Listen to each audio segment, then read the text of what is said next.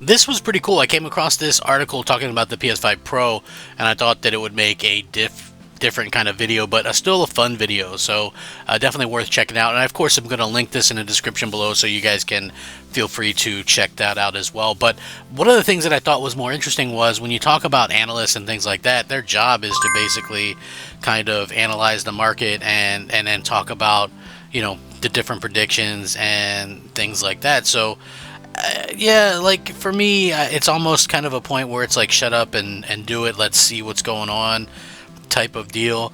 But at the same time, I get why Sony isn't really talking about it much right now, even in terms of, you know, kind of confirming that it's a legit thing. But here is what I thought, why it's a really cool thing that we'll see this thing in November. So according to this analyst, they gave some reasons why the PS5 Pro is going to be unveiled in September, and fans are obviously hoping that it's going to be released in November, which it almost 100% surely will. So the PS5 Pro with the new RDNA 3 graphics chip is said to offer 66.7% more shaders, meaning it can display light, shadow, and other effects better. There's also a bandwidth upgrade from 448 to 576 gigabytes a second, as well as AI improvements and performance and things like that.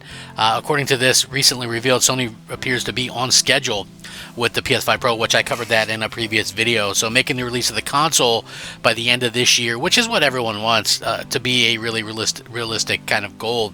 Of course, before the PS5 Pro can be launched, Sony will need to unveil it, and since they haven't done that yet, the introduction of a State of Play in 2019, there's always been an event in September to be a showcase or a State of Play. So it is therefore conceivable that such an event will also take place this year, and as gaming analysts suspects, the PS5 Pro will be unveiled at this event. On X, the analysts list 10 reasons why the console could be unveiled in September.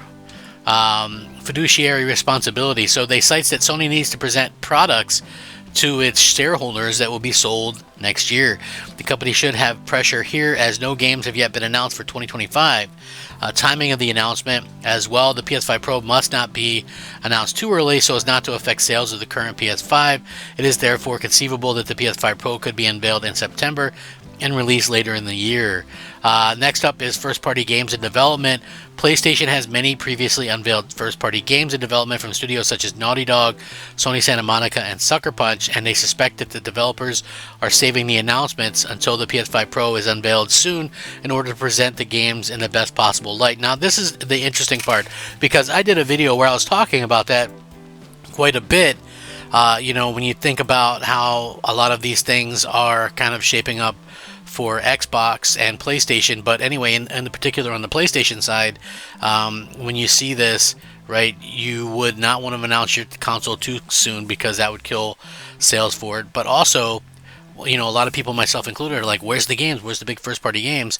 And to be honest with you, it's like one of those situations where we want to see the games, but Sony probably wants to show them in the best light possible. And if you have these big games, and these big games only seem to come out once every 5-6 years now, you have to really kind of showcase them how people want to see them and showcase why people want to get them on your new hardware. So, that is something that honestly they have to kind of do and get a really better job of, in my opinion. But still, they have to be able to kind of do that and put their best foot forward. So hopefully that's what they actually go out there and do. For me anyway, I'm looking at this and I'm thinking, it has not been a great generation for Sony. It hasn't really been a good generation all around, in my opinion. But still, these companies are going to continue to push kind of forward and ahead and things like that. Hopefully they can do a better job. But anyway, also one of the reasons is the 30th anniversary. The PlayStation 1 was released in 1994 and celebrates its 30th anniversary this year. So it's conceivable that Sony would like to do something special to mark the occasion. Next up is new leadership. They cite that new CEOs Herman Hulst and Hideki Nishino may be keen to make a major announcement in their first year. Also, GTA 6 was another reason cited, is that Take-Two will likely want to showcase GTA 6 on the PS5 Pro, which is what I said as well. Like, all this stuff, and I'm not even an analyst or an insider, but it's like, you got GTA 6, it's not coming to PC anytime soon, so, you have a situation where people are going to want to kind of play their games the best possible way, and so this is where like that kind of makes the most sense. Honestly, if they show GTA 6 on this grand stage, and they're like, okay, well, everybody can play GTA 6 on this PS5 Pro, and here's the advantages of it, etc., etc. I think that does a much better job of kind of showcasing what they need to do. And again, you're going to see some people buy an Xbox for this game as well, like the Series S for sure. But yeah, definitely it's going to be one, if they show it on the PS5 Pro, that it's going to do well on that. Final Fantasy as well. Square Enix will want to present the improved version of Final Fantasy VII Remake Part 2 and Final Fantasy 16 on the PS5 Pro, according to this anyway. Death Stranding 2, according to this, Kojima Productions will probably want to show how Death Stranding 2 looks on the PS5 Pro. Second party games as well.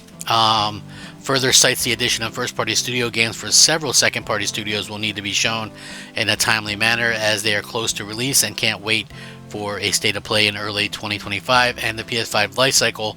Last but more general reason given by the gaming analyst is that the PS5 is now in the second half of its life cycle, and Sony usually makes big announcements during this period and what to expect. So there's some pretty interesting reasons, in my opinion, why they will showcase PlayStation 5 Pro in September. I tend to agree with that. Obviously, they're going to want to show it in the best light possible, and seeing a lot of these games, like I said, I've mentioned Naughty Dog's new game. I've mentioned there's rumored to be an Uncharted reboot or remake.